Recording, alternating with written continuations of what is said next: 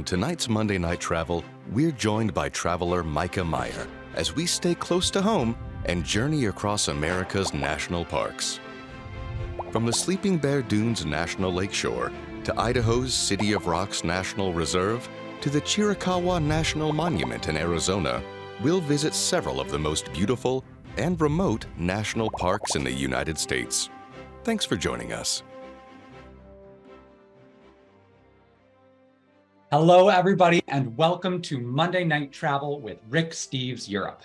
My name is Gabe Gunning, and I have the privilege of serving as your host this evening as we stay on this side of the Atlantic and trek across America's great national parks. America's national parks have been called America's best idea. And tonight, the Monday Night Travel team had the great idea of enlisting the help of somebody who has visited all 400 plus sites managed by the National Park Service. Everything from blockbuster destinations to hidden gems. So tonight, I have the distinct pleasure of welcoming a great adventurer, a good friend of mine, and one of my favorite travel partners, Mikah Meyer. Mikah, welcome to Monday Night Travel. We're glad to have you here with us tonight. Thank you for having me in this beautiful Monday Night Travel studios. I know. With all of you scattered throughout the world, it is such a pleasure to get to join you and you as well. It's the first time that I've heard it described as Monday Night Travel Studios instead of it's impressive. Room in the basement of Rick Steves HQ. It's bigger than I thought it would be. It's at least bigger than the little square you see here on the camera. That at least is true. So Mikah, we are very fortunate to have you here with us just north of Seattle tonight. But when you are not out and about adventuring, where are you typically based? Yeah, so when I'm not on the road, I am based in the Twin Cities of Minneapolis, St. Paul, in Minnesota, specifically the Minneapolis half of the metropolitan area. All right. And Mikah, I know that we're going to hear a lot about your adventures in the national parks, but I'm curious, what are a couple of your first experiences of being a traveler in general? Yeah, well, my family did a lot of road trips growing up. And so we would sort of just get in the car and go forever. And I would just spend hours while in the car staring at a Rand McNally atlas and just dreaming about all the places that I would one day get to go to. And so it's sort of fun now as an adult to think back to that kid who was looking at the atlas and dreaming what it would be like to get to go to these places, and now get to look at those atlas and say, I've been there, and I've been there. But there's always more to experience and more to explore. So it's a good thing we have so many maps. And you have had some good European experiences. I have, yeah, quite a number of European journeys. I actually lived in Europe for a little while, worked there, and have really enjoyed my times in Europe, and have even used Rick Steves guidebooks, audio tours to help me during my European travels as well. So travel experts scratching other travel experts' backs. Well, we're glad that our guidebook served you well. And tonight, though, you are going to be our guide for this side of the Atlantic and take us on a trip through America's great national parks.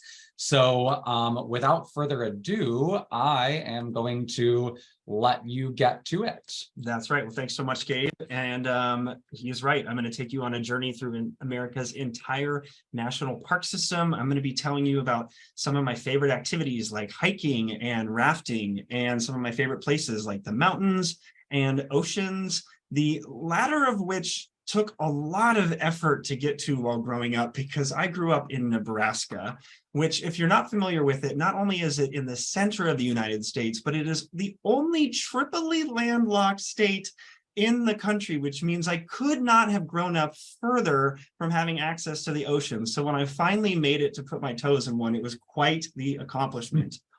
But I didn't just grow up in Nebraska. I grew up in the heart of the heartland, in the center of our religious community, right on the University of Nebraska-Lincoln campus, where when the football team plays, it becomes the third largest city in the state. And so I was right next to that stadium because my dad, as his job, was the campus pastor at the University of Nebraska Lutheran Campus Ministry, which at one point was the largest Lutheran campus ministry in the country.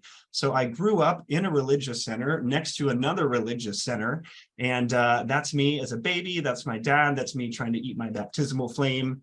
At one point, my dad won the award for being the best Lutheran campus pastor in the country, which to receive, you have to be really good with 18 to 25-year-olds. And unfortunately, I did not get to experience those years with him because when I was 19 years old, my dad passed away from esophageal cancer. Now, my dad always said if he hadn't been a pastor, he probably would have been a trucker. And that's because he just really loved road trips. As we talked about, we did those a lot when I was a kid. And so a few days after his funeral, having never experienced the death of someone close to me, and quite honestly, having no idea how to grieve or process what had just happened, I did the only thing that made any sense. And I climbed into his car and I took my first ever independent road trip just days after his funeral. And it was a way for me to connect with him posthumously, to sort of honor those road trips that we would never get to have together.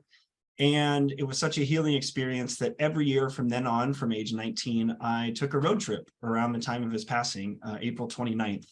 And when I finished grad school, I kind of took that annual road trip and put it on steroids and lived out of his car for 9 months while doing what I called my dream road trip, a visit to see everyone I'd ever met who was still alive and lived in North America, every single one of my Facebook friends. And along the way, I also got to visit some of my first ever National Park Service sites, places like the Grand Canyon, Havasu Falls seen here, like Yellowstone National Park, Yellowstone Lake behind me, and the ever famous tunnel view in Yosemite National Park. And as I traveled to these places, I met people of all ages and realized that folk from all around the world, especially my peers, everyone sort of seemed to think they were guaranteed to live at least until 80 and would have lots of time to do these big travel goals of theirs. And when I saw my dad pass away at age 58, I realized that he never got to retire, and there were a lot of goals that he had that he didn't get to do, and realized that I might not make it to the retirement age. And there were a lot of travel goals I had or time I wanted to spend with friends and family that if I didn't tackle it now, I might never live long enough to do so. And so I made it a goal that I would take one of my annual road trips and do something so crazy with it that it would grab everyone's attention and help share this lesson that I had to learn in a hard way, in a way that was more positive for them to learn it. So what I decided was that when I turned 30, I was going to do something so epic that it would grab the world's attention. And that epic journey was to visit every single national park in America, all 63 of them spread out across our nation. Except then I did a little research and I found out that we didn't just have 63 national parks, sites like the Grand Canyon, Everglades National Park, Voyageurs National Park, but the National Park Service actually managed 361 other sites, all in all over 400 National Park Service sites that all made up our entire national park system. So that's everything from national seashores, lakeshores, preserves, reserves. In fact, some of our most famous national parks, places like the Grand Canyon, started out as a national monument before it got upgraded to that national park status. Acadia National Park was a national monument before it became a national park. So many of these most stunning, most famous, most well-publicized places that are part of the 63 now were at one point part of those other designations that a lot of people don't even think exists. I've even seen major news sources say that the National Park System manages 63 sites, which is leaving out those 361 other sites. So if you're curious what those look like, this is a map of all of America's National Park Service sites. Those over 400 places are in every single state and territory. So no matter where you live in the United States, there is one in your backyard, or at least in your state or territory, that you can visit. Now, a full list of these designations is here, and that runs the gamut from those 63 national parks that are well publicized and well known. But as you see here, there are 20 plus other designations that make up all these National Park Service site managed parks. And I say parks because you'll often hear rangers or people colloquially speak of our National Park Service sites as national parks with a lowercase n, lowercase p distinction between those 63 sites with the capital N, capital P. So with my map ready to go, with my plan to hit all these parks ready, I had only one thing left to do, and that was to get into the van that I was going to live in for 3 years that I named Vanny McVanface, and set off on this journey to visit all of America's National Park Service sites. All my friends were a little confused. They thought I was going to spend all my time out west, and so I made this map to share with them, sort of hypothetically, what my plan was to show them that really I was going to every corner of our country, every state and territory. And the only way to pull off this journey was to do it in sort of an epic manner, because what I realized was when I began this journey, I had the opportunity to set 2 world records, become both the youngest person to ever visit all of America's National Park Service sites, and also the only person to ever do it in one continuous journey. And I thought that would certainly help get media attention, certainly help me share this message learned from my dad's passing. So to do that, I kind of needed to follow the 70-degree weather. And that's because Vanny McVanface did not have heating or air conditioning when he was not running. So I didn't want to freeze to death or boil to death. And also, not all the National Park Service sites are open year-round. Isle Royal National Park, for example, in Michigan, you can only access with public transportation during certain parts of the summer months. And so for me to actually visit these sites nonstop, I had to plan in a manner that allowed me to hit these parks when they would all be open at various times.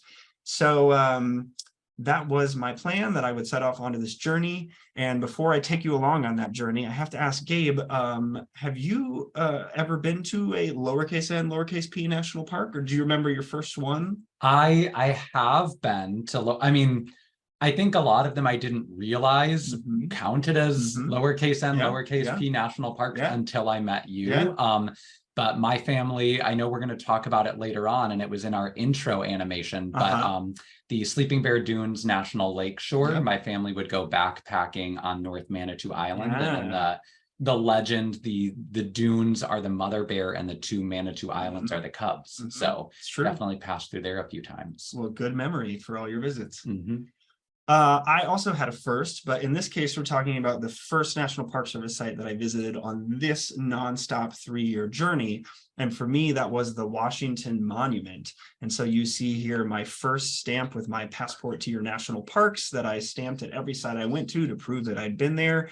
And so we're going to start our journey through America's National Park System designations with one of those sites in the DC area. You'll see the Washington Monument there, which is right behind the White House and President's Park, which is one of these 11 other designations that don't really easily fall into the other designations. Some might call them sort of misfits from the other sort of site designations, but these are places like Constitution Gardens in Washington, DC, the President's House, the White House, and President's Park, the latter of which you can visit without a tour to the White House. You can just walk through and enjoy the place. And then another one I'm going to show you a quick video of here in a moment is Wolf Trap National Park for the Performing Arts. And this is one of our national parks that showcases America's national gems when it comes to our performing arts history. And so I had the pleasure of seeing an American icon, Dolly Parton, perform in Wolf Trap National Park for the Performing Arts. And I can tell you, if you have the chance to visit Wolf Trap, it's an incredible amphitheater that has indoor and outdoor seating. But if you have a chance to see Dolly Parton anywhere in America or the world, take it. Probably the best concert I've ever seen in my life. And here is a quick sample of what Dolly did there.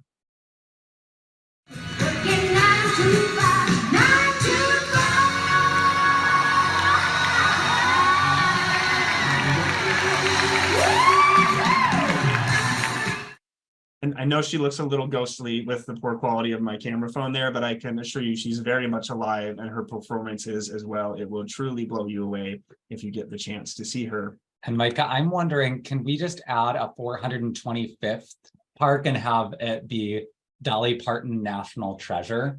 I mean, honestly, like very high up on my bucket list, if you're watching this, Dolly Parton's people, is I want to go to Dollywood, but I want to go during like the Christmas spectacular months, so like November and December, when it's like all decked out, like truly one of my bucket list items. And I'm waiting for the right time to do it, but she is near and dear to my heart, as many folks' hearts. So one day, hopefully, not too far down the line. I can't kick that bucket list down forever. But this journey, after leaving the Washington, D.C. area, started out by heading to the upper Midwest and following my sort of regional good weather plan. There are a lot of parks like Isle Royal up in that northern part of the country that you really can't reach unless you go during the summer. And so one of the first places that I went to is one I'm going to show you next. And that was one of our national lake shores. These are sites that are preserving water-based nature, where recreation is the primary focus. And these sites have roads that allow you to access them. So even though they're based around water, you can still get to them with a vehicle. And the first one I'm going to show you is Sleeping Bear Dunes National Lakeshore. And Gabe, since you're a Michigander, can you show us on the Michigan mitten where on the state that is? Ooh. That's right. You can go up to Traverse City and pick some cherries, take them with you to eat on a majestic hike along the lake. They have these incredible cliffs, as you experience, that you can hike through with your family, and just really wonderful flora and fauna and incredible views that you might not expect in the center of America. But I got to experience some wonderful sunsets out there, staring out over the Great Lakes, and got to get on those lakes myself. As you talked about, taking a boat to the Manitou Islands. The day that we went, the water was pretty choppy, which the high schoolers on our boat really enjoyed, as you can see in this photo.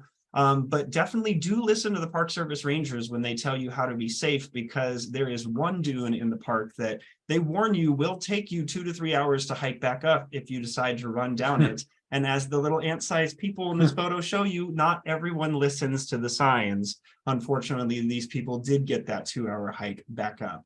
But whether you are a human or a dog, Sleeping Bear Dunes is a wonderful place. When they upgraded Indiana Dunes National Lakeshore to a national park recently, I was actually quite upset for you, the people of Michigan, and all of us, because I really think Sleeping Bear Dunes deserves the honor. If I ever have the power to upgrade a lakeshore, I'll pick that one. We Michiganders have such a bounty of natural wonders. We'll let Indiana have it. It was very polite. We'll give them this one. Yes. But I headed back through Indiana and Michigan on the next season of my journey, which was the fall of 2016. I headed with a goal of reaching Acadia National Park in Maine for the first week of October, which I was told by locals was the best time to experience the colors in Acadia National Park. And by sort of just dumb luck, good fortune, on August 25th of 2016, a new National Park Service site was added. My goal of reaching all these sites was a moving target, which is not a good way to try to set a world record just for the record.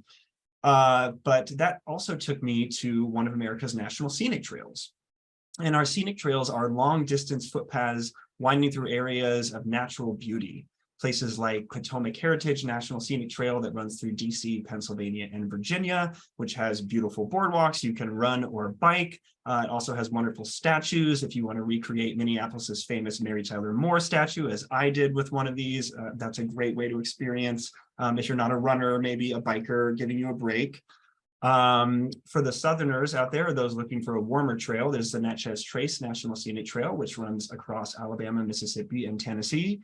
And if you want a little flavor of the South and of the North, there is a National Park Service and a National Scenic Trail for you, and that is the Appalachian National Scenic Trail, which, again, just sort of by some good luck, because I was there trying to reach Acadia, I hiked this, the northern terminus of this trail, the last week of September, which allowed me to experience people who had been through hikers of the Appalachian Trail and had been on there for 4 months. And let me tell you, I got to see them stand at the top of Mount Katahdin and have this euphoric moment where they completed this journey. And I also got to smell them. I could tell you probably about 2 minutes before seeing them, you could smell them coming up behind you on the trail after their long journey. So I'm going to show you now a quick video of the Appalachian National Scenic Trail. And this is just an explanation of where it is and how it relates to the new Katahdin Woods and Waters National Monument, which is next to Baxter State Park, which houses the Appalachian National Scenic Trail. It's a lot. So there we go.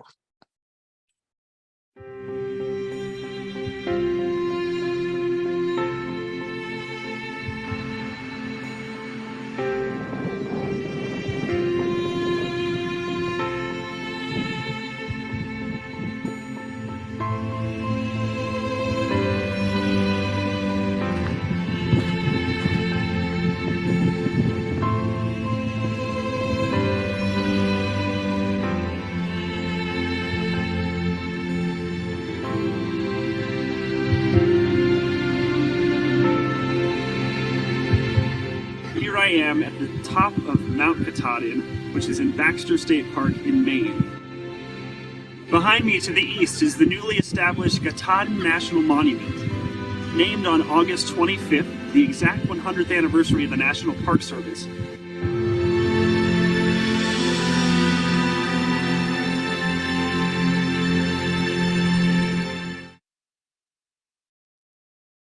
I always thought, until my brother-in-law hiked it, I always thought that it was pronounced Mount Katahdin, which I'm always kind of disappointed because I feel like that sounds like it's like out of Lord of the Rings or something. But well, Gabe, I'm sure if you want to call it that, you can. And I would actually love to see you go to Maine and pronounce it that way. Just tell me how that experience all right, was for you. We'll get it started here. Mount Yeah. Katahdin. Yes, well, leaving the Lord of the Rings, I made my way down the eastern seaboard of the United States so that I could experience a lot of America's national seashores. And these are places that also preserve water-based nature. Recreation is also the primary focus. They do have roads, but the big key distinction with national seashores, if you go to any of our 10, is that these are undeveloped sites. And so, as you'll see here with Canaveral National Seashore, this is basically the only portion of the east coast of Florida that isn't full of Pizza Huts and Hilton hotels.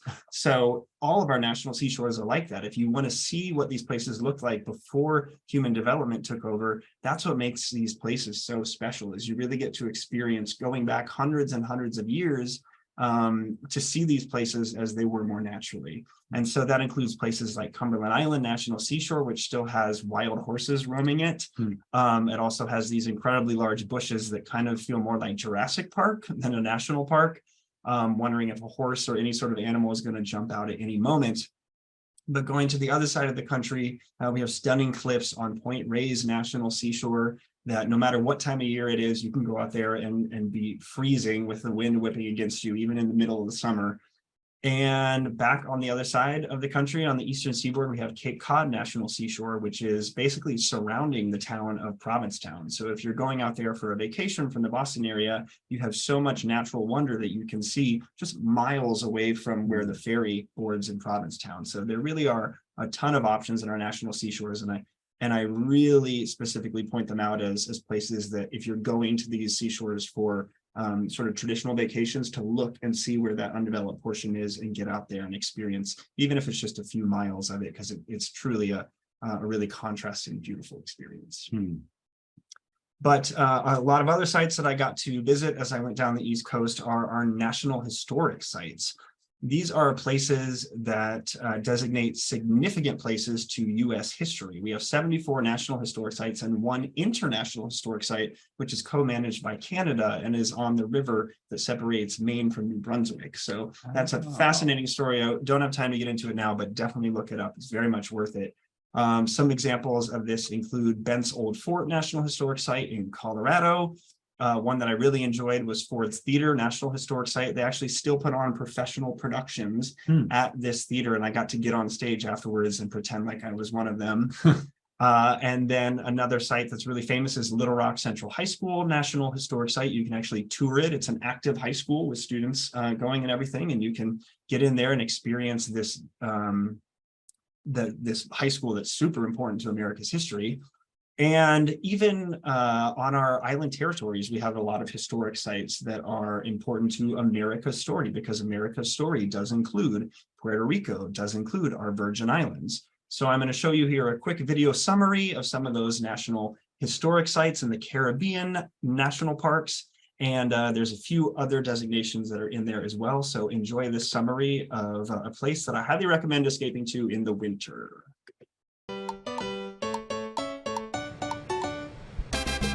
San Juan, Puerto Rico was the first stop for National Parks traveler Mikah Meyer on his recent journey through the Caribbean. Puerto Rico has one National Park Service site. It's the San Juan National Historic Site. It's this massive fort which was used to control the island. Puerto Rico was a Spanish colony for centuries, but was turned over to the United States following the Spanish-American War of 1898. Today, visitors come to this World Heritage Site to learn about its history and unique architecture. I was just blown away by the size of it all. It was just so fascinating to walk around this fort, which, like forts I'd seen from the American Revolution or the War of 1812, was a part of American history, and yet it looked so completely different. Mikah had another chance for great views of Puerto Rico on his flight over to the island of St. Croix, the largest of the 3 U.S. Virgin Islands, but the least crowded. Hello. Mikah and his travel companion Andy got to explore the whole island.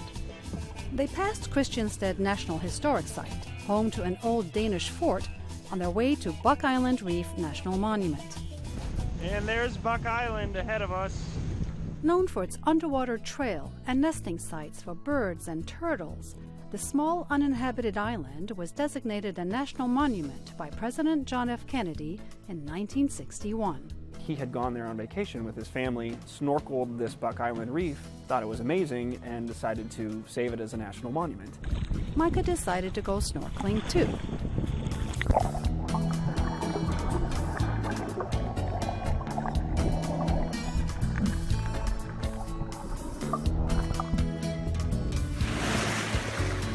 The next stop for Mikah was the Salt River Bay National Historical Park and Ecological Preserve on St. Croix Island.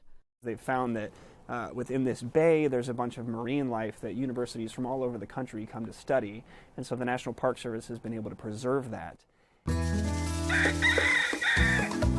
Mikah was impressed by the diversity of the wildlife on the islands. Each place we went, even though they were so close, all had their own, what I call like a national park zoo. So in the San Juan National Historic Site, there was this massive green iguana. I mean, like neon green iguana. Hermit crabs everywhere. I mean, if it wasn't developed, it was covered in hermit crabs.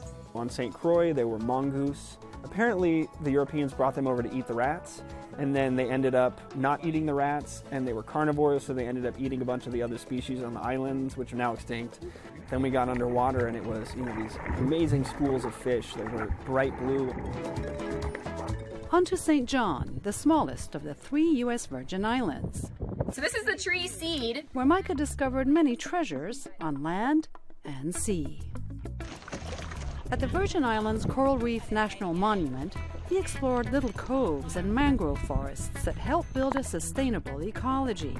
We saw these vibrant queen angelfish, and they are blue fish that have these like magnetic stripes down them. It looks like glow sticks. It looks like somebody painted them with glow paint. Exploring the Caribbean's underwater treasures, he says, has been a transforming experience. I just felt so lucky because this was something that, a little kid from the prairie in Nebraska wouldn't have imagined himself doing, and yet here I was in my own country seeing a landscape that was so foreign and yet was part of my story and my nation's story, and will still be for years, hopefully, if we keep protecting it. Julie Tabo, VOA News, Washington.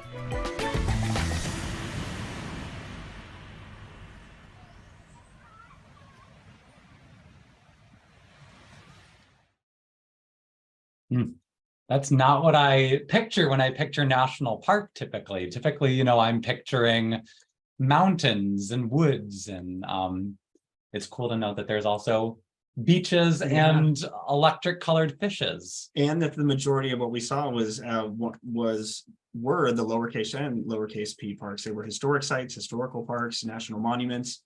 Actually, I love in Buck Island Reef, when I'm asked sort of my favorite trails of the Park Service, I always mention that one because there's an underwater trail that you're supposed to snorkel. And the National Park Service puts plaques down there next to the coral that explains what coral you're looking at. And so when I give people my favorite trails, they're always a little confused by that one, but I say, it's a Park Service trail, trust me. If it was good enough for President Kennedy, it's good enough for you.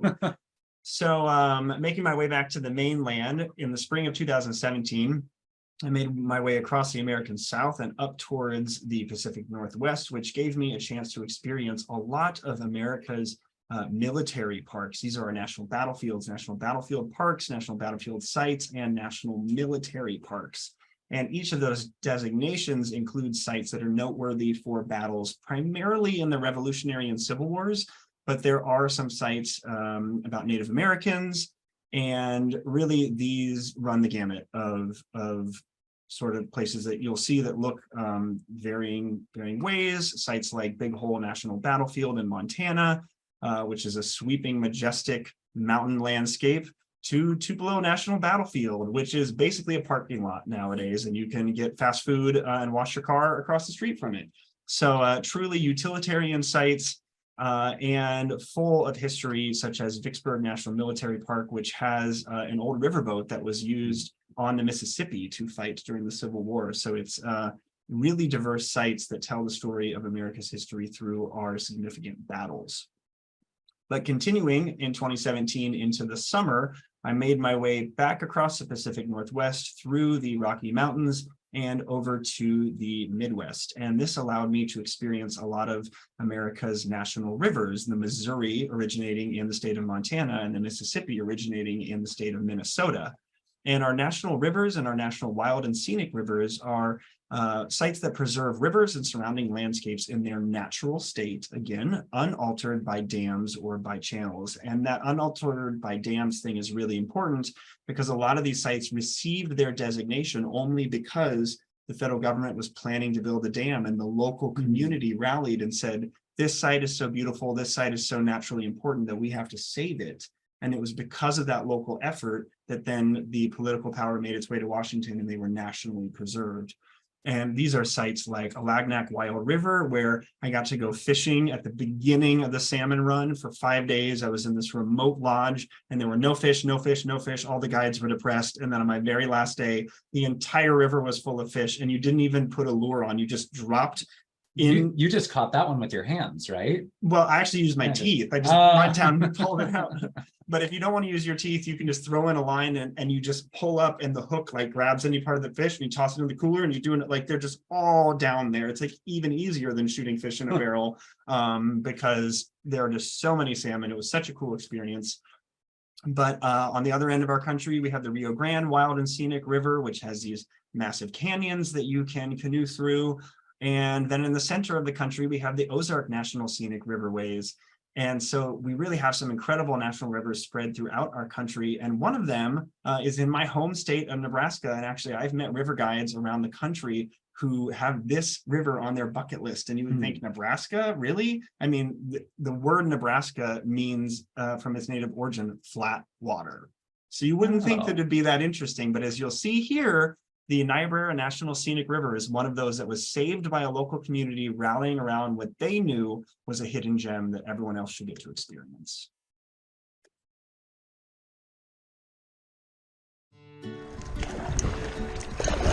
I'm in my home state of Nebraska, near the north central town of Valentine, rafting the Niobrara National Scenic River. Growing up, most of my friends would come here with their church youth groups, but because my dad was a campus pastor at the university, our church didn't have a youth group that I could come here with. Now, on my world record journey to all 417 National Park Service sites, 17 years later, I'm making up for it.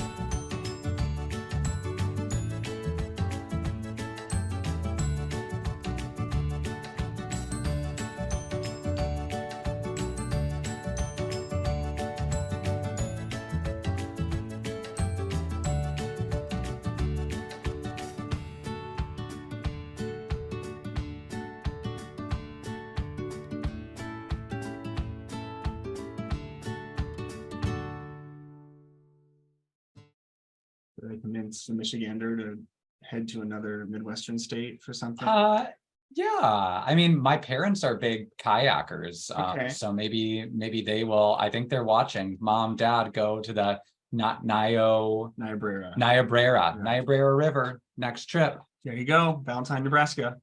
Well, after paddling down the Niobrara, I made my way across more of our Midwest and to Appalachia and got to experience some of our national parkways. And these are scenic byways that were designated for recreational driving that allow you to experience natural beauty. And I'm so thankful that that was the purpose of their design, was to be beautiful. Because when I lived in the Washington, D.C. area for 4 years, I was stuck on the George Washington Memorial Parkway for hours. My sister lived on the other end of it and I was on the northern end. And so this was my view for so long. And I'm just glad that it was trees and not a Pizza Hut again. Yeah, talk about a joyride. Yes, exactly. We are very thankful to the Park Service for giving me that joyride.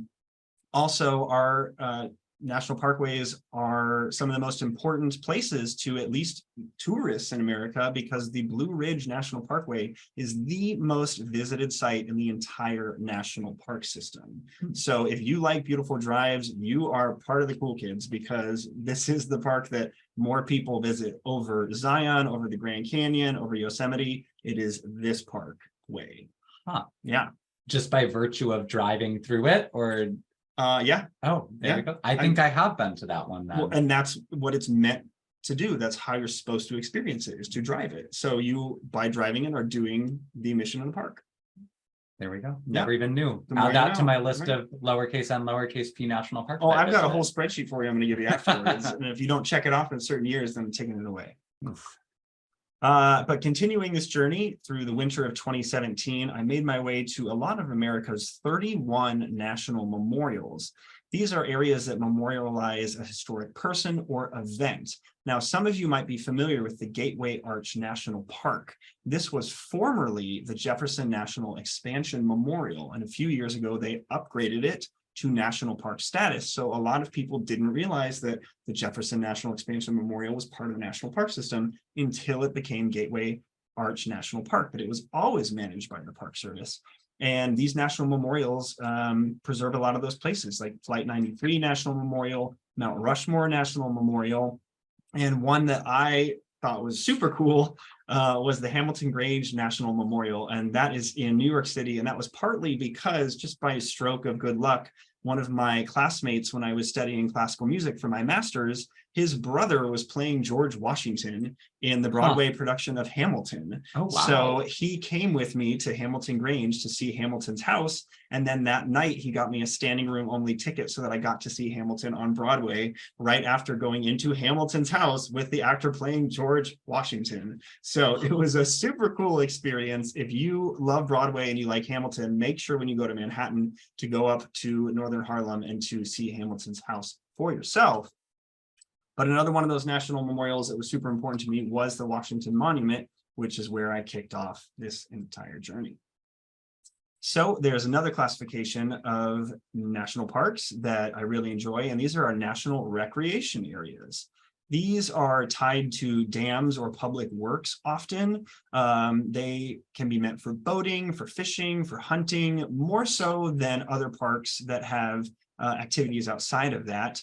But other national recreation areas are actually near or in urban areas. These are places like Golden Gate National Recreation Area, which is right next to downtown San Francisco, Lake Mead National Recreation Area, which is right by Las Vegas, Boston Harbor Islands National Recreation Area, which you access via a ferry from downtown Boston. And then a little more rural, we have Glen Canyon National Recreation Area, which was created thanks to the Glen Canyon Dam. And if you are a fan of Britney Spears, you might recognize this landscape from her music video, I'm Not a Girl, Not Yet a Woman. So if you were always wondering where that beautiful park was, it is Glen Canyon National Recreation Area and Lake Powell. That has been a burning question all my life. Thank you for answering that. By the way, you stumbled to ask that. I can tell it was. You were just so emotionally caught up that finally somebody answered this childhood dilemma of yours that the things that we learn on Monday Night Travel. Thank you. But it's a truly stunning landscape that you can experience. And there is a stunning national recreation area that I get to experience every day. And that's because when I'm home in Minneapolis, I live just 1 mile away from the Mississippi National River and Recreation Area. And one of the reasons I moved to Minneapolis was because of this site, because it was the perfect blend of my national parks journey and also my desire to live a more urban lifestyle, because this park runs directly through the entire urban area of Minneapolis, St. Paul. And I can tell you, as a runner who goes running everywhere I travel, it is my favorite running path. Anywhere I've been, it is the most beautiful riverfront you will experience in America or any other country I've ever been to. So I challenge you to come and enjoy the river path along the Mississippi National River and Recreation Area, as you will see in this video.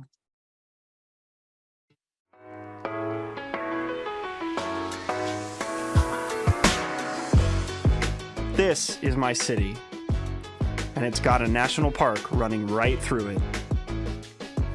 I love my downtown runs along the Mississippi. It's my escape into nature. Even as the skyscrapers reflect the trees, they are as much outdoors as those deep in the forest. This is my daily outside time.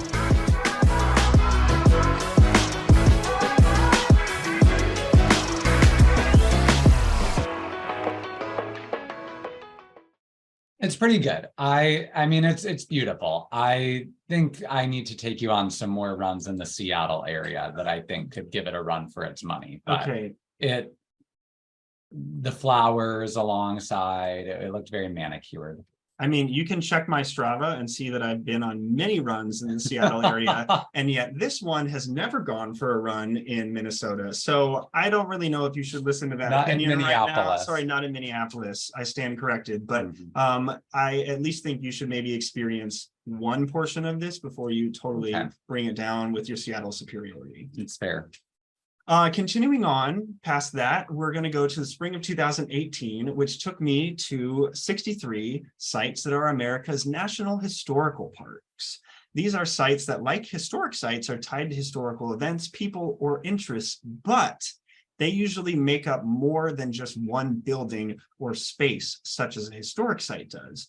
These are parks like Chaco Culture National Historical Park in New Mexico, like Rosie the Riveter World War II Homefront National Historical Park in the Bay Area of California, and one of my absolute favorite historical parks, which is War in the Pacific National Historical Park in Guam. I had an absolute blast in Guam. As you see here, it is incredibly beautiful, and my favorite part about it is the prices on these islands are like mainland USA. When I went there, my friend and I joked that we were going for our honeymoon in Hawaii, and we got there and the hotels were all sold out. So we just took the flight to Guam, and it was so incredible, so much more affordable. So if you want a true American island tropical getaway, I highly recommend Guam. Also, if you're flying all the way out to the middle of the Pacific, you might as well check off another one of our territories, and that is the Northern Mariana Islands, which houses American Memorial Park, which is not an official part of the 424 NPS sites. However, there are affiliated areas, and American Memorial Park is one of those affiliated areas. So here you see me and my faux wife enjoying the views from the top of Saipan. And what's so fascinating about this island is you can snorkel out to American tanks that were used in trying to invade the island and got stuck in the ocean, and they haven't been able to remove them. So you can snorkel out and see the fish and the coral reef that now make these their home. And it truly is a fascinating piece of American history, of world history, and of just stunning nature to experience. So making our way back to another tropical place, that would be the summer of 2018, which allowed me to visit a number of our national parks. Capital N, capital P. That is correct. And actually, Gabe, thank you for the reminder. I know that I've driven around a lot of America, but I know you too have as well. You're a bit of a road trip expert yourself. Have you experienced any national historical parks that you really enjoyed? Actually, well, I know my family went to Harper's Ferry when I was quite young, but just on my most recent kind of American road trip, I was visiting a friend in Louisiana and in New Orleans, the Jazz, what's the exact name? Like the American Jazz Park. Close enough. Yeah. Yeah. So yeah, it's another one that I didn't even realize at the time was a lowercase and lowercase p. They're everywhere. They're everywhere. Even when you're not looking, you're just driving through them without even knowing. I know. You should really study up on your history better. I think Rick would appreciate that as well. But that does take us to these capital N, capital P parks, 63 sites that are our best known. And that's because these are large parks. They're diverse, both in their ecology and their activities. These are the most strictly protected of all the National Park Service sites. And that's because Congress has to designate them. And also Congress rarely allows hunting or mining or anything sort of outside of recreation in these parks. And those are places like Bryce Canyon National Park in Utah, or Big Bend National Park in Texas. One of my favorite hidden gems is Theodore Roosevelt National Park in North Dakota, which is the state that is the most likely to be the last state that someone visits if they're going to all 50. So much so that the tourism board there has a program. If you walk into any of their visitor centers and tell them it's your last state, they will give you a certificate, a pin, and make you an official member of the Save the Best for Last Club, which you can do if you make North Dakota your last state. So if you're I've yet to go, so new life goal, go there last. I mean, I would not go to Fargo to see the wood chipper from the movie Fargo. I would go to Theodore Roosevelt National Park if you had to choose between the two. But okay, no, those ghosts. Exactly. It's a beautiful state to drive across. Other states that are beautiful to drive across are the Hawaiian Islands. Sites like Haleakala National Park, which is an ancient exploded volcanic crater where you can watch the sunrise above the clouds. And then what I like to do is park at the bottom of the mountain, hitchhike my way up to the top, and then hike down the crater so that I end at my car at the end of the day, rather than having to do what most tourists do, which is walk down this trail and then halfway through the day realize they have to walk all the way back up before sunset, while I'm just enjoying the incredible views waiting for the snacks in my car. I don't know. If I saw a shady character like you trying to hitchhike, I don't think I'd pick you up. Well, for the record, I have never been picked up on my first try. So it must be because of people like you. Yeah. On other Hawaiian Islands, though, you have active volcanoes, and that includes Hawaii Volcanoes National Park, where you can take the epic lava hike and stand dangerously feet away from active lava flows. My friend about killed me taking this picture because he was terrified he was going to trip and fall in the lava. And we about killed each of ourselves by falling in the lava. So be careful when you hike on this lava that is as sharp as glass. But an incredible view, an incredible experience, as you will also have in Yosemite National Park in California. This is one of those iconic views that people think of when they think of our national park system. But as you talked about earlier, we also have tropical beaches that people don't think of when they think of a national park. But this is Virgin Islands National Park. So everything from tropical Caribbean beaches to the Grand Canyon National Park in Arizona make up this distinction. And actually, when we took the survey results from June 19th, Monday Night Travel, and all of your Facebook and Instagram comments, so many of you mentioned 3 national parks that were the ones you were most curious about. One of those was Yosemite National Park. The other was Yellowstone National Park. And the other most requested was Glacier National Park in Montana. And since so many people asked questions about this park and what they should do, what you should experience while you're there, I figure the best way to share that with you is just to show you. And so here is a video of what I did in Glacier National Park, what I most think you should do if you visit this park in Montana. And without further ado, we are answering your questions about Glacier National Park with this video.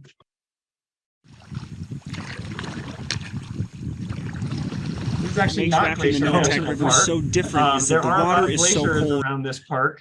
We might I got it. see if we can get there for you.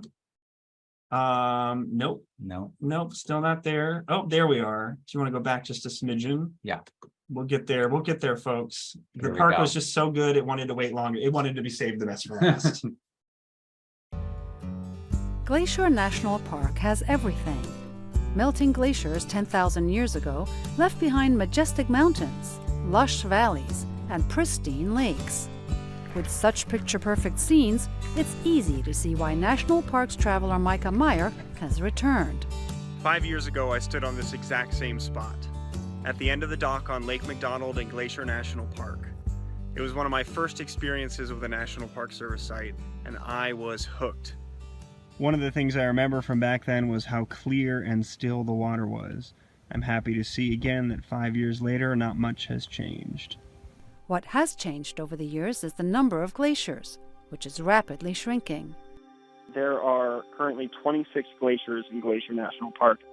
Without doubt, the glaciers are melting and snowfall is not restoring their size in the way that they have in past years. Waters from those melting glaciers feed Iceberg Lake, another popular attraction in the park. It is very cold and very windy, and lots of little icebergs floating back there by the snow. But despite the cold, the wildflowers are in full bloom. Walking through this trail with all the bear grass, I feel like I'm in some fairy tale land.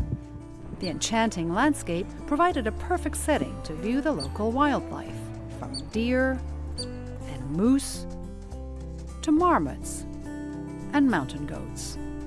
Mikah got to explore the park from different perspectives. First, on a tour bus. It's a massive park.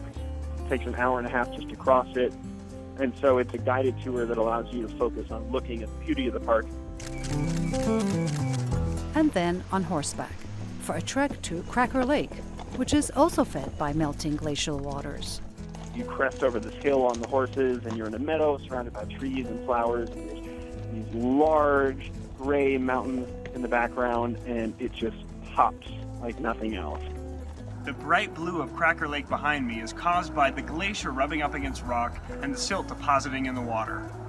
Micah got to experience those glacial waters up close during a rafting tour on the Middle Fork River. All forward. And he got a bird's eye view of the park from the top of a ski lift. Micah hopes to return to the park one day, even if the glaciers are gone. Even if the glaciers don't still exist because they've melted away, it can still be Glacier National Park because that's what created this amazing landscape.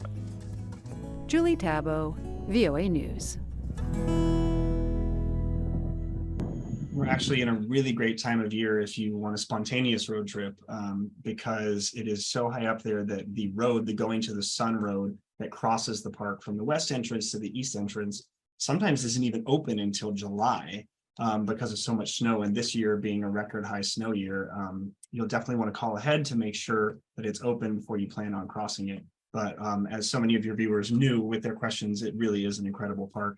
And we were fortunate to get to look at views of it a couple times. And my friend and I had that issue. We were going on a trip in May and we were going to go to Glacier and didn't realize until 2 weeks before that most of the park was inaccessible that time of year. So that's why you have friends that are national parks experts or do your research in advance. That is true. But I will tell you, just like you hear Rick Steves talk about traveling in shoulder seasons and how great that can be, as I talked about in my first visit there, that was in May, and I couldn't drive through all the park. But what was cool was I was able to drive to Avalanche Lake and I got to see actual avalanches coming down, and I got to see the mountains there with snow on their peaks, which had their own beauty. So definitely there are the times that you can go and access everything, but that doesn't mean that they're the only good times to visit these places. They have shoulder seasons as well, which are way less crowded and often beautiful in their own ways.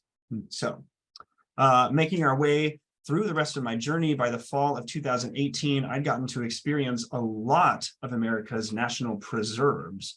And the reason I got to experience those was because I had finally made my way up to Alaska, which is where many of them are. Our preserves are similar to national parks in their size and their natural features. However, they allow certain activities that are generally not permitted in our national parks.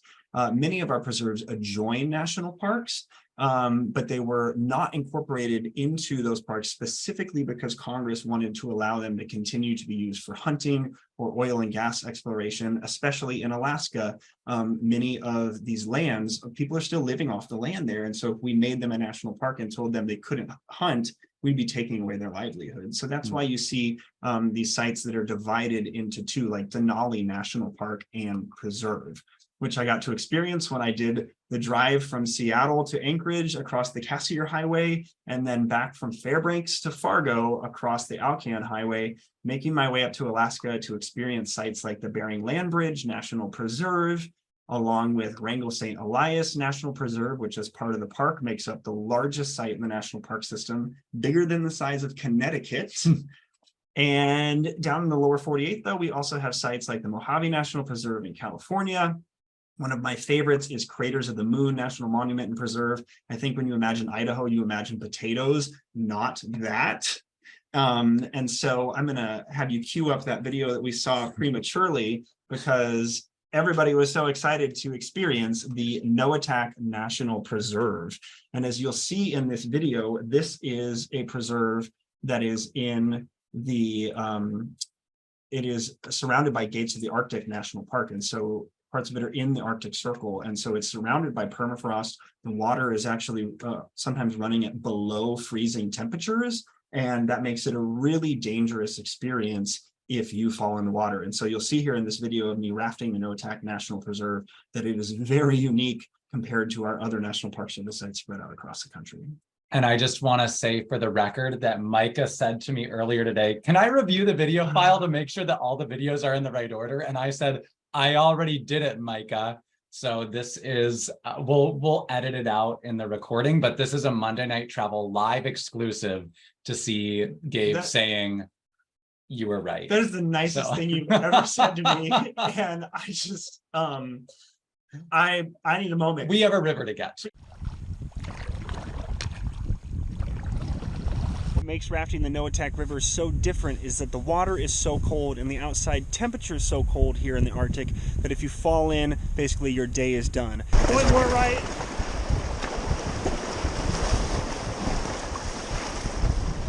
All right, hit this one straight on. Straight on.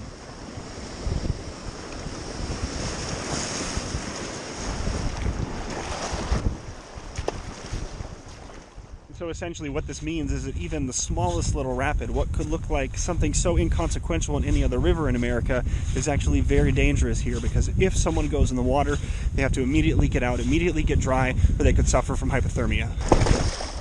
Go to the right.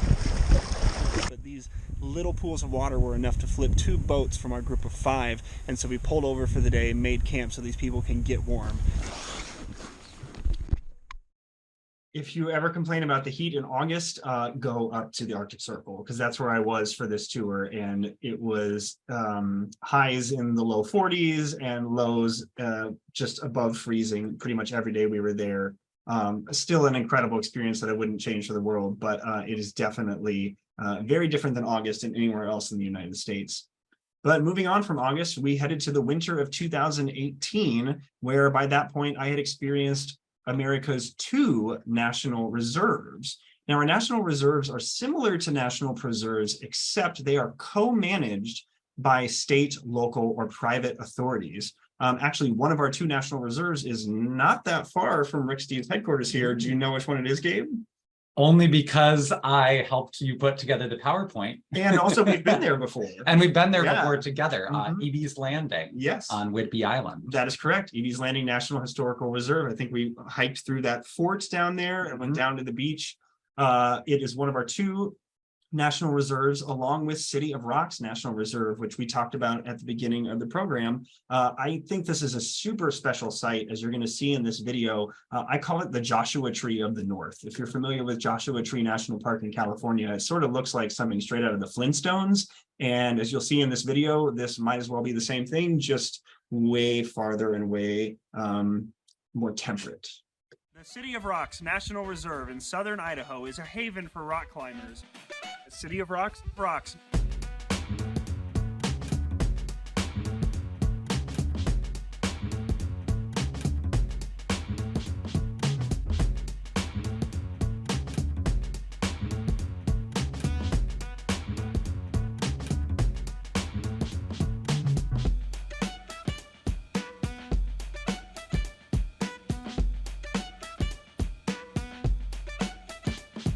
Behind me is Window Arch, easily the most interesting rock formation I've seen here at City of Rocks National Reserve. Rocks, rocks, rocks, rocks.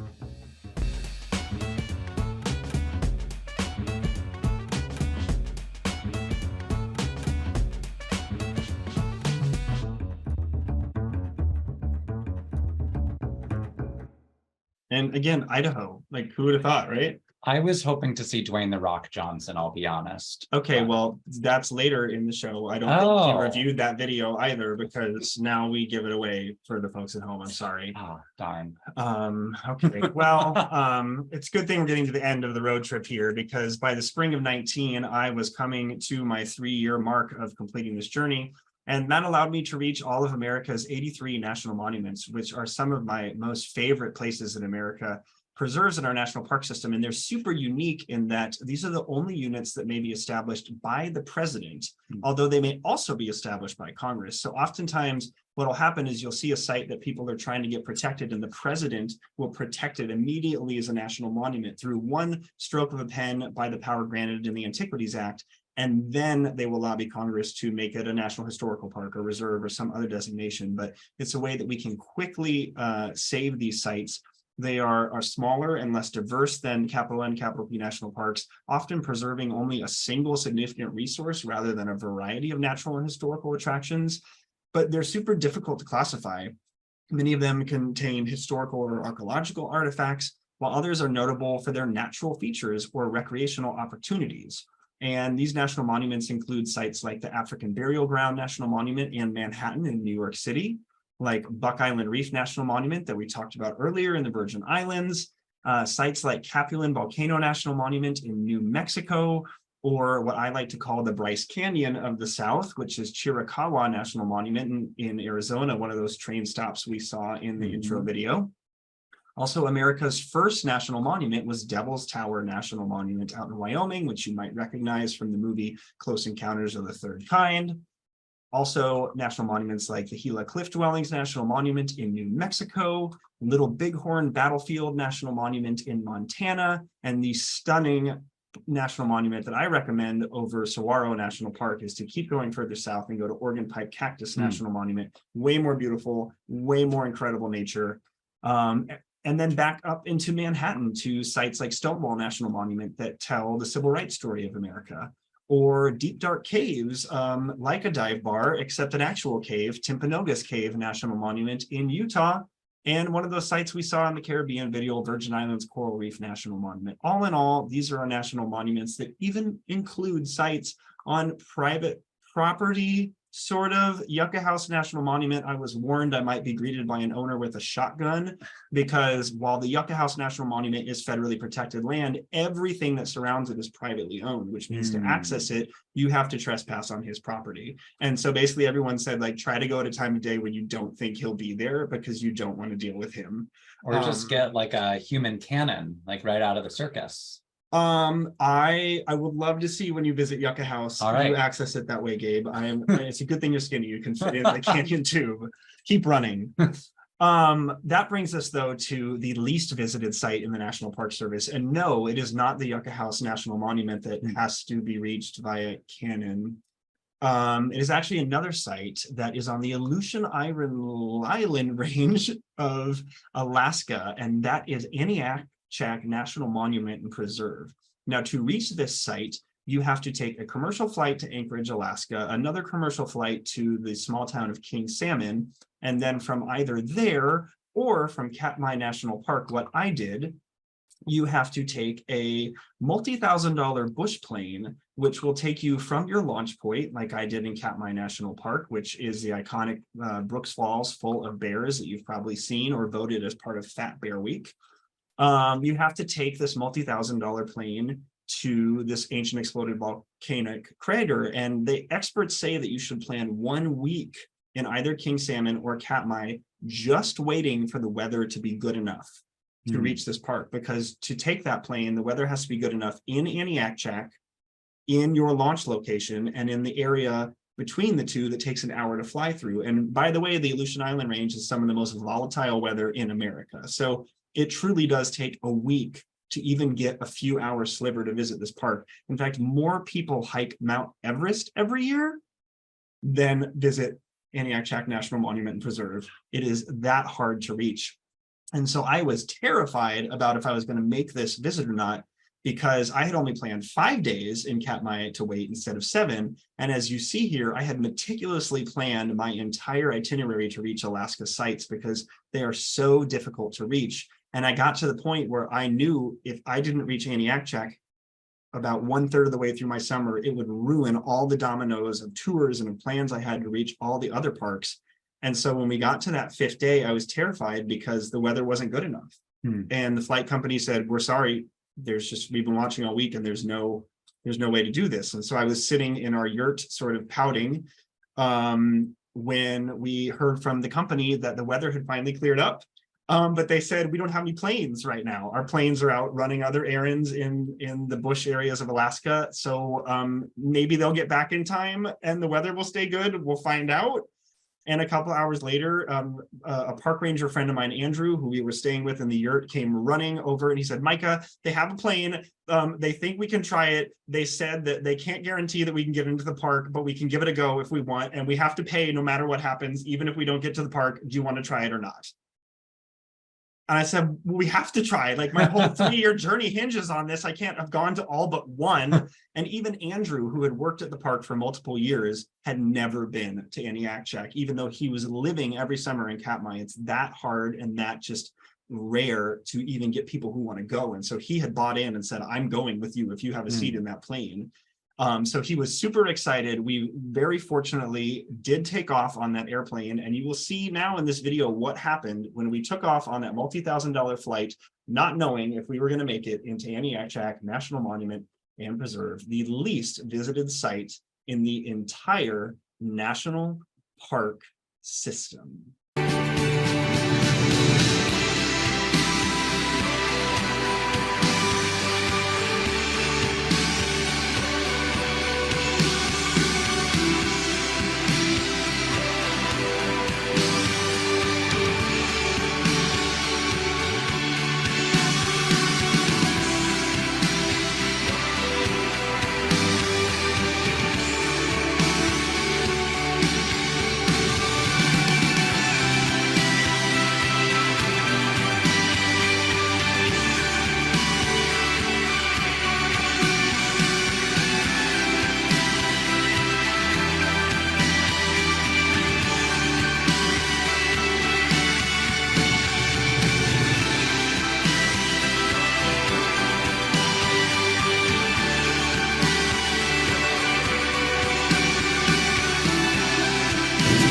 everybody, we landed. We're here, we made it into the least visited site in the entire national park system, Aniakchak National Monument and Preserve. Behind me you can see the plane we came in here on. We made it through the gates which brought us into this exploded volcano, this caldera, which essentially you could not see from the sky right now. It is covered in clouds, and it was just a thin sliver of air that wasn't covered by the clouds in the gates that allowed us to come in here with that plane.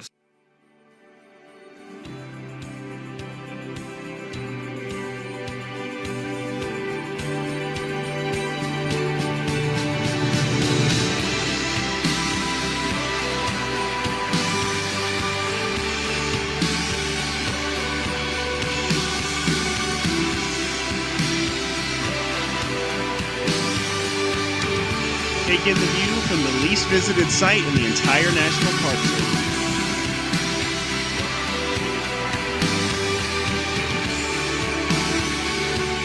Cheers from Aniakchak National Monument and Preserve.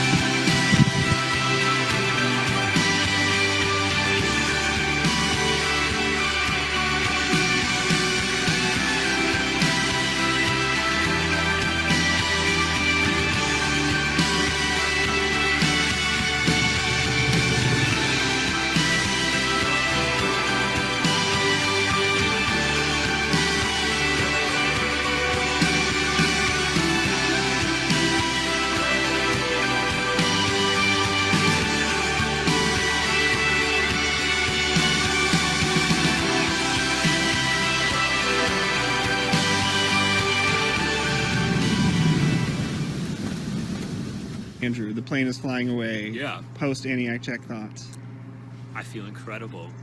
We're crushing it. We're raising a choir unto the Lord. It was beautiful. It was fantastic. Going through the V, and actually when he made that sharp bank turn, I wasn't sure why he did it, and then all of a sudden in front of us is that V, and it was like, yes, we're gonna get When in. we saw the clouds and had that little opening of V underneath, I knew we were going to get in, but I still didn't know if we were going to land. And then once we actually turned and banked to make the landing, I was like, oh, I don't feel so guilty. And then we had an amazing time. We got amazing pictures, and everybody is super happy they went. So I can't believe we made it. I'm so glad we made it. We got super lucky, and you should go next. And so what you see here is the V of air, the pocket of air, but underneath the clouds that we flew through the mountain. And what happened was we were approaching this mountain, and I saw it was covered in clouds, or this ancient exploded volcano. And I thought, there's no way we're going to get in. We can't fly over the rim to land on Surprise Lake. And then he turned, and what happened was there was this thing called the gates, which at one point the volcano exploded, and then it filled with water, and the pressure got so great that at one point the water pressure burst out the side of the volcanic crater. And they say that it was the same amount of water that at any given minute is in the entire Mississippi River, is how much water was in that crater. So it burst open this V, which now makes that river that goes out to the Pacific Ocean. And it was because of that that we were able to fly underneath the clouds through that small V and make it and land on Surprise Lake. And we landed, and our pilot goes, well, I've never done that before. And we said, thanks for telling us now. And we all ran out because we couldn't believe we made it. I mean, even the ranger couldn't believe we made it. It's such a hard thing to experience. So yeah, if you ever get the chance to go to Aniakchak National Monument, if somebody says you want to buy into this $1,000 plane, do it. Well, Mikah, thank you for, taking us from, some of the best known parks to even this kind of 1 in a million park, sounds like. Yeah. In just a few minutes, I know that your Aniakchak experience was great, but it actually is not your favorite national we're going to share park that. site. Yeah. We're going to share that in just a moment. But first, we have a quick word from our sponsor, and we have a very special sponsor indeed. Yeah, totally. We've got a little video to show you who our sponsor is for the evening and how they made it possible for us to be here sharing these secrets with you.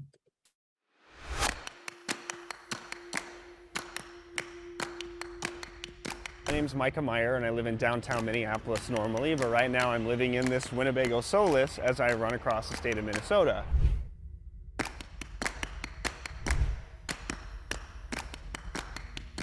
The reason I'm doing that is to launch this new program I've begun called the Outside Safe Space, which is the symbol that I'm wearing. And the goal of this program really is to give people an opportunity to communicate that they are accepting of LGBTQ plus people in the outdoors. From 2016 to 2019, I spent 3 years visiting all 419 of our U.S. National Park Service sites, and that took me to every state and territory, to urban centers and rural areas. And what I learned during that time is while we have these sort of bubbles in America where LGBT people are really accepted, a lot of LGBT people don't feel safe or welcome to come experience America's great outdoors. So this program is meant to give allies a way to communicate their acceptance to people and help show that they are wanted and they are welcome in the outdoors. When I go to a symphony or a show at the Orpheum in downtown Minneapolis or walk through a downtown core, I feel totally safe to hold my boyfriend's hand and not worry that anyone would say anything negative. 4 miles into my run, starting at the South Dakota border, somebody yelled out the window and called me a gay slur. So I think there's this stereotype that rural areas are less accepting, in part because a lot of LGBT people have left those areas for urban centers just to be around more people who are like them. So I think people who are in rural areas almost have to be a little more vocal or visible about their allyship and their support, and make sure that they let people know that they are accepting of LGBTQ people if they are. And programs like the Outside Safe Space one are meant to help give them a non-verbal way to do that. As Minnesotans, we don't always like to verbalize our feelings, so you can almost think of this as a passive-aggressive way that you can tell LGBTQ plus people that you accept them. So Mikah, thank you so much. We're so excited to have Outside Safe Space as our sponsor for this evening.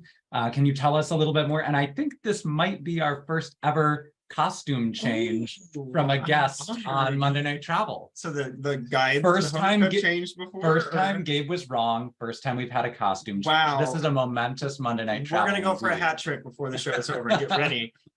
Yes, as was talked about in the video, and that was actually a PBS story. Thanks, Rick, for helping keep PBS running. As we talked about in that video, the goal of the Outside Safe Space, as I'm very subtly showing off on this t-shirt, is to encourage people to wear this symbol when they're in outdoor and rural spaces. And not everyone wants to wear a t-shirt covering the symbol. So what I've done is I've made pins and stickers, and people can purchase these and wear them on everything like a Rick Steves backpack. They look super good on that. And we'll talk about that in a second. But basically, it's just meant to give you a super easy way to indicate that you're an ally. And the sale of these pins goes to programs that help share this symbol and share its meaning. It also helps allow me to do shows like this to help share about our national park resources for free with people like you, so that everyone can go best experience our National Park Service sites. So if you want one of these pins or stickers, I think we have a slide here that will show you them up close, and also will show you where you can get one of those. You can head to outsideSafeSpace.com and order a pin, a sticker, or a heat applique patch. In fact, if you order tonight by midnight Pacific Standard Time, I personally will package your pin or sticker or patch and mail it to you from Washington, the state of Rick's headquarters. So you have until 12 o'clock midnight Pacific Standard Time to order these for me to personally send it to you from Washington. And if you're wondering what the symbol means, who came up with it, how it came to be, I have a very quick video here that'll show you exactly the important meaning behind the Outside Safe Space symbol. There's a lot of hidden meaning to it, a lot of important history that's embedded in it, and you will see that now. The Outside Safe Space symbol is based on a tree to quickly communicate that this is about the outdoors. At the top of the tree, you see the traditional red, orange, yellow, green, blue, and violet colors of the rainbow flag. The trans flag and bi flag are seen in the larger, stronger branches of the tree to represent the roles they played in the genesis of the LGBTQ+ rights movement, and the way these communities have often been overlooked, even within the LGBTQ+ community. The foundation of the tree, the trunk, is made of different skin tones to represent how queer identities are part of every race around the world. The style of trunk comes from the rainbow trees in Maui's Haleakala National Park, named such because when their bark falls off, it reveals rainbow colors of yellow, green, orange, and red. For anyone who doesn't identify with the flag seen in the leaves, the entire tree is made of triangles, a traditional symbol representing the queer community and also the shape of the original upside-down pink triangle safe space symbol, meaning that for anyone who doesn't identify as cisgender or heterosexual, the Outside Safe Space tree represents you. But all of us, no matter who we are or how we identify, has the ability to be an ally to the people the outside safe space tree represents, wearing this symbol in outdoor and rural places to let people know they are accepted and celebrated, even outside of traditionally welcoming spaces. And we have one last exciting outside safe space opportunity for you tonight, and that is to win one of these original outside safe space sew on or iron on patches. The new ones are heat applique. You just rub them and put them on, but these are the original samples, the models when I was creating this symbol, and I have just a few left with me. So to win one of these, anytime between now and midnight Pacific Standard Time on July 17th, if you go to either my Instagram or my Facebook, that's my name, or at MIKAHMEY, it's in the resource link. If you go there and if you follow me, I will randomly select 5 people and I will mail you one of these not for sale, not available anywhere patches, just for following me on Instagram or Facebook. So you can follow on both if you want to double your chances, but you have a whole week to follow me on there and see adventures of the outside safe space, see more national park tips, and you can win one of these. And actually, Gabe, this is a gift for you for hosting this show and so politely admitting all the times you were wrong when I was right. So that's a gift for you. Well, and Micah told me that all the ones that he's going to ship out, if they're ordered by midnight, you're going to give each one a little kiss before you put it in the mail. You said you were going to do that. If we'll take package turns. Them. Okay, my lips, I need more water. They're dry from all this talking. But that takes us back to national parks. Diversity is a really important part of our national park system. And as the national park criteria states, one way to get upgraded to that really coveted national park, national capital N, capital P park status is that you have to be a diverse park. You have to have a diverse amount of landscapes and opportunities. So really our national parks celebrate diversity. And if you want to celebrate diversity as part of that, the outside safe space tree is a really easy way to do that. But all of that is to say, let's go back to the beginning of this journey we took together tonight, back to the Washington Monument, where everything began. This was where I launched my journey on April 29th, 2016, the 11th anniversary of my father's passing, and where I wanted to end it on April 29th, 2019, the goal being to take a day that had been really horrible for over a decade and try to repurpose it into something positive. And so to do that, this time I didn't go to the Washington Monument by myself. I invited my friends, family, members of the media, random strangers to join me. And that's because I knew that there was no way I would have survived this 3-year journey without the support of thousands upon thousands of people around the world. And so I wanted them to be there where we held hands and at 11 a.m. threw them up in the air and started the walk together past the reflecting pool where Forrest Gump and Jenny had their reunion and ascended the steps of my final National Park Service site, that being the Lincoln Memorial. And we preserved a video of that exact moment where I finished this journey. And we're going to show that to you now, where I ascended those steps, knowing that I had now completed this world record project. Mikah Meyer has done it. He just completed a 3-year trip to all 419 National Park Service sites in America. And that hug from my sister at the end, she was very happy that I made it back. I don't think anyone worried about my safety more than she did on all those nights on the road. And so it was truly an emotional moment for all of us to know that I made it 200,000 miles to all of these 400 plus National Park Service sites. If you're curious what that looks like, here's the map, the actual journey that I traced by hand every night with purple marker and pen on where I was in these locations. And experiencing all of America's National Park Service sites brought me to my favorite national park, which I'm going to share with you now. And this is a preview of that site. And I really encourage people to visit this place, not only because it's stunningly beautiful, but also because it's not one of those capital N, capital P national parks that people are aware of.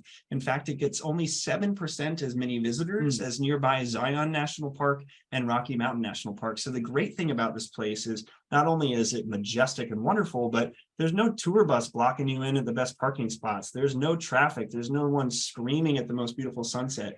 You can truly have an experience that is the best that the National Park Service has to offer, while also being away from the crowds, which nowadays, with our parks getting record number of visitors every year, is really a unique opportunity. So without further ado, let's show it to them, Gabe. Let's show them my favorite National Park Service site that I think you should get out and experience. And this video is going to show you the ways you can spend a perfect week in this park.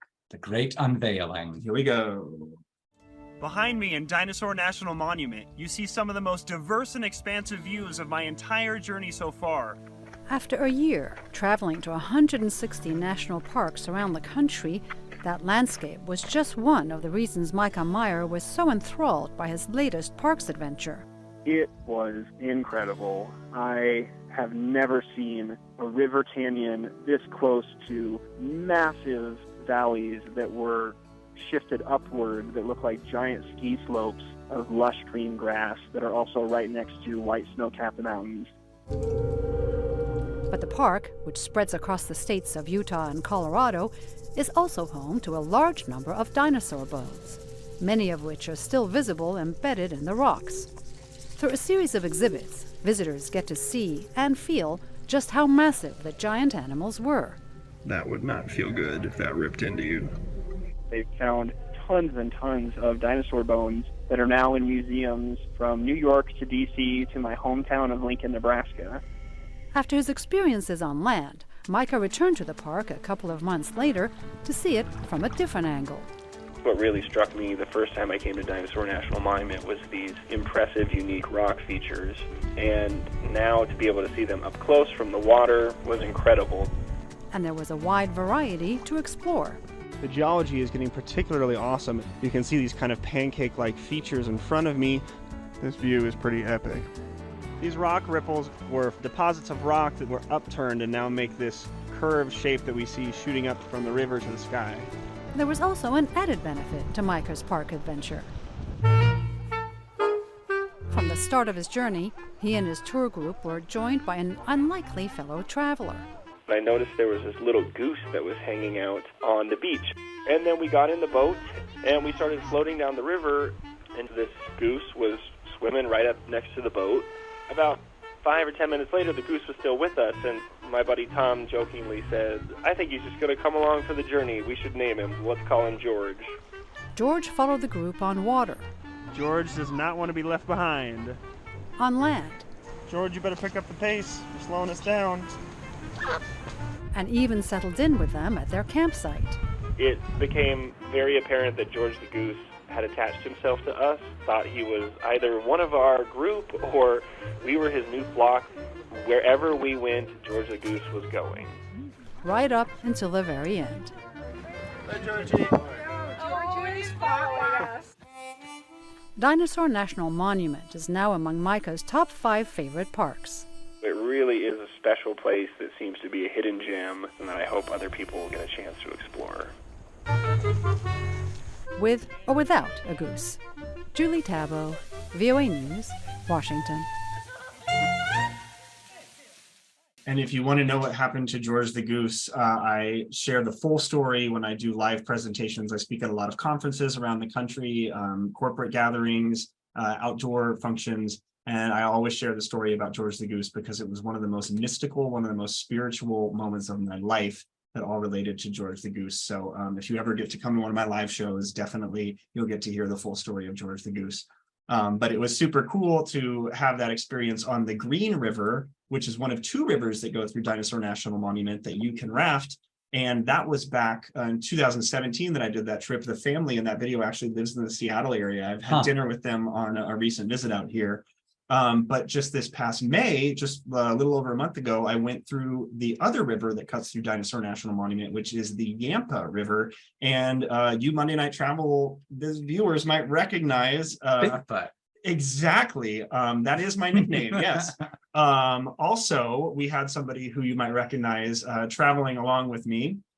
And Gabe joined me for this experience down the Yampa River. It's a record high water year. It hasn't snowed this much since 2012. So his very first ever multi-day rafting trip was on a very dangerous river, but I think you had a good time, at least from the looks of this photo you did. One of my favorite things about these multi-day trips is not only the chance to truly escape nature, there's no cell phone service. All you can do is just stare at the beauty of the nature around you, but also you make wonderful friends with strangers from around the country and world who also come on these commercial rafting trips. So that's definitely one of my favorite parts of it. Do you have a favorite part of your first ever multi-day rafting trip?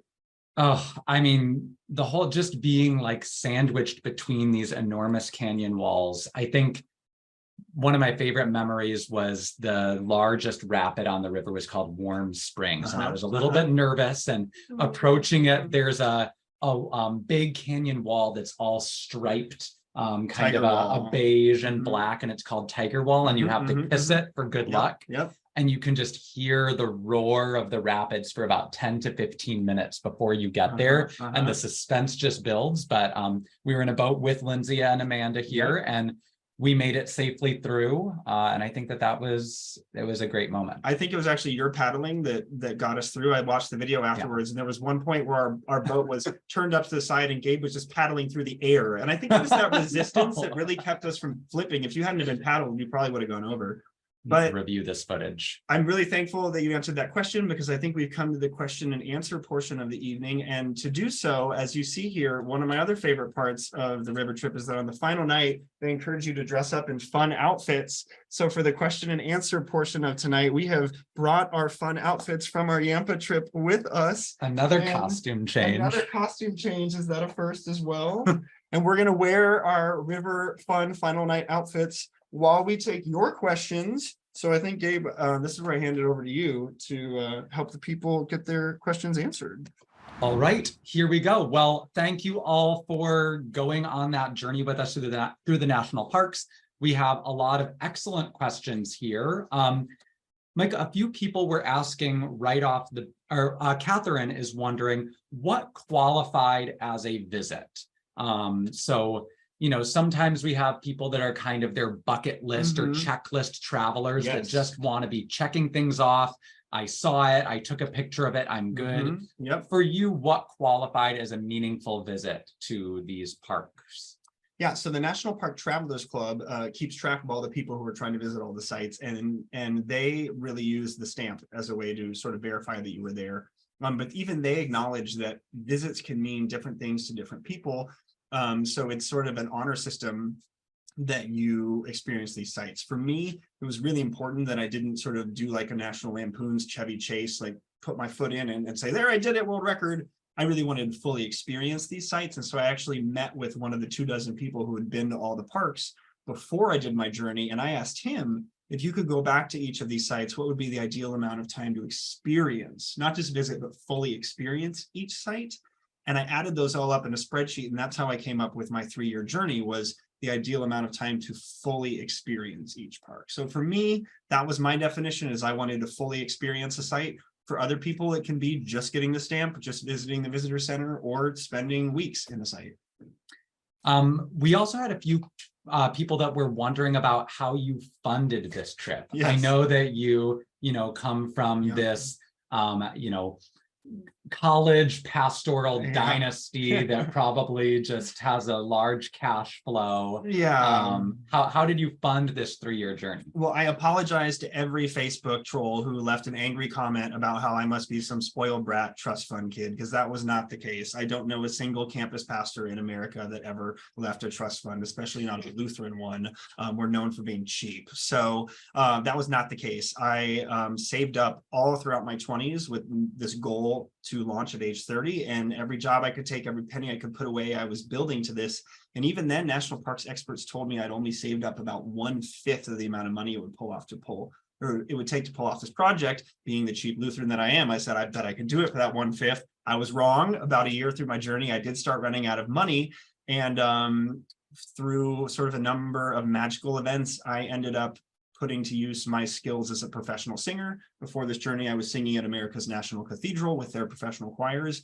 And even though I swore that I would never grow up to be a preacher like my dad, he totally got the last laugh, because I ended up funding this parks journey by being the guest singer and preacher at 113 churches around America. And I spent the last 2 years of my parks journey every Sunday at a different church, preaching and singing and funding my parks journey that way.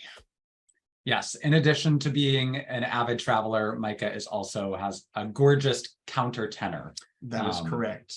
Just like your boss, I'm a musician. There you go. Yeah. Speaking of funding, Grant was wondering, what's kind of the state of funding the national parks? Are they well funded? Do they have funding issues? And how can we as Americans make sure that this best idea of ours stays afloat? Yeah, well, the unfortunate reality is that we're sort of loving our parks to death, in that every year they're experiencing more and more record visitors, and yet we are not increasing the funding that it takes just to keep up with those visitors. There's actually a backlog. And so it's really important that we talk to our representatives about funding these places, because they don't just preserve America's most beautiful natural locations, they are the places that tell our American stories. We have the Library of Congress that protects America's most important documents. We have the Smithsonian that protects America's most important things. Well, the National Park Service protects our most important places, places that tell our women's rights history, our labor rights history, our civil rights history, and our natural history. And if we don't protect these places, we are going to let the American story crumble. And so it's really important that we take care of our parks, and also we need to diversify the ones we're going to. About half of the visitors to the National Park Service sites in the past few years have gone to the same 25 sites. Now, as you've just seen, we have over 400, but half of those 300 million visitors go to the same 25 parks. So the Park Service themselves are trying to encourage people like you to visit those lesser known sites, to visit those not popular parks, so that we can spread out the crowds, sort of minimize the damage that all of our visits are taking as we love our parks to death. And so simply by learning about the parks tonight and by visiting those sites, you can help be part of the solution. And it's like what we're hearing in Europe. A lot of major cities or major sites are just experiencing such overcrowding. And so we here at Rick Steves Europe are trying to encourage people to visit second cities and second sites. And you find things that are equally as incredible and worthwhile to see, but just not a part of the public consciousness to the same extent. True. And actually, I had a question. We talked earlier about the Rick Steves backpack and the outside safe space pin looking really good on that backpack. Can I still book a tour for 2023, or is it only 2024 now? That is a great, you should be running these Q&As, Micah. Yes, you can book tours. I've made half as many mistakes as you have tonight, so I would say so. You can book tours for 2023. Great. Yep, we still have a lot of them. I mean, September is one of our biggest travel months, so still plenty of tours to be had, and also 2024 tours are now on sale. Now on sale. Okay. Now on sale. Like that far in advance. You just have to make sure that you're booking 30 days out. Oh, so, okay, great. I can do that. Yeah. All right, we have time for a couple more questions. Joyce is wondering, what would be your advice, having gone through this trip, if there's somebody else, whether they're trying to see all 400 some, or if they're just trying to do kind of a more long-term rent a Vanny McVan place of their own and see a lot of parks, what advice do you have for them if they're trying to do a longer national parks journey? Totally. Well, while I answer that, I'm going to give you this pin, because while we were on the river, you were wearing one of these on your tank top and it looked so good. I feel like they need a visualization of that. That's a really great question. And one of the first things I always recommend to people is to visit the sites that are local to you. As you saw on that map, there are so many National Park Service sites, no matter where you live around the country. So definitely don't overlook what's in your own backyard. And that's a great way where you can, from your home base, do a big epic road trip without going too far from your creature comforts, or if you have pets you need to take care of. It's a really easy way to go on an epic road trip without venturing too far from home. And that's something I learned during the pandemic when I did this run across Minnesota. I thought, it's my state, whatever, this is boring. I had an incredible adventure, and sort of that like magical feeling you get when you're on an epic adventure. Only like 3 days into my journey in Montevideo, Minnesota, I got those same feelings like when I travel to Europe or to some far-flung park. So really, adventure is an attitude, and so much of it is just the open mind and the mentality that you go into it with. So I would definitely say, check out what's local around you. If you want to go to a whole bunch, on my website, mikahmeyer.com, I do offer custom trip planning, so I can help you with that specifically if you have questions. But otherwise, I would just say go to the National Park Service website. We've put in the resources, the official list of all the Park Service sites. You can go to my website, and I have an interactive map where you can zoom in using a Google feature and actually see the parks that are closest to you and click on them, and they'll tell you the name. But definitely don't be afraid to go to those places you haven't heard of. I hope I've shared with you some incredible places tonight. There are so many others. We only just scratched the surface. So don't be afraid to go off of the common path, to go to those places you haven't heard of before. And as somebody who has been to them all, I can guarantee you, no matter where you go, you'll have an incredible experience. All right, Micah, we have time for one final question. It comes from Ashley, and Ashley wants to know, an accomplished traveler such as yourself, what's next? Oh my What gosh. are your next destinations? Well, fittingly for the Monday Night Travel Expansive Studios here, I am going to Europe. In like 2 weeks, I am headed to Switzerland, where I'm going to compete in the Euro Games, which are happening in Bern this year. And then after that, I'm not just staying in Switzerland, going to go to Germany after that. Where else am I going? You're going to Radolfzell. That's you're right, going yes. to Hamburg. Yes. You're going to Copenhagen, and you are going to the Faroe Islands. That one I'm very excited about. I did not think I'd have the opportunity to go there, but somebody invited me and I said I will not pass up that opportunity because it's very rare that somebody asks you to go to the Faroe Islands. So I said, sign me up, I'm going. So Europe is my next destination. Very good. Well, I look forward to seeing your trip very up close. Yeah, I'm sure you will. Do you have plans for any epic travels coming up, or just here at Monday Night Travel? No, now that you think, I think I'm going to Bern, Radolfzell, Hamburg, Copenhagen, and Faroe Islands. Oh, so I might bump into you. We'll have to link up. If we're using a guidebook, I'm sure we'll be at the same places. All right. Well, Mikah, thank you for taking this time I know it was a monumental task to take that entire 3-year trip and condense it for us, but we really appreciate it. I learned a lot about the national parks, including many I didn't even realize I had already been to, and I hope that you all did as well. I want to remind you all that the last couple Monday Night Travels, we've taken our little summer vacations to other parts of the world, but next week we return to Europe. We are going to go to Provence, and then the week after that to Northern Ireland. Then we will pop into Italy and finish in Europe's Nordic countries. So again, you can register for upcoming shows at ricksteves.com/MNT. Thank you again, Mikah, for joining us. It's my pleasure. Keep on traveling. And thank you to all of you. We hope that you have a wonderful evening, and we hope to see you next week.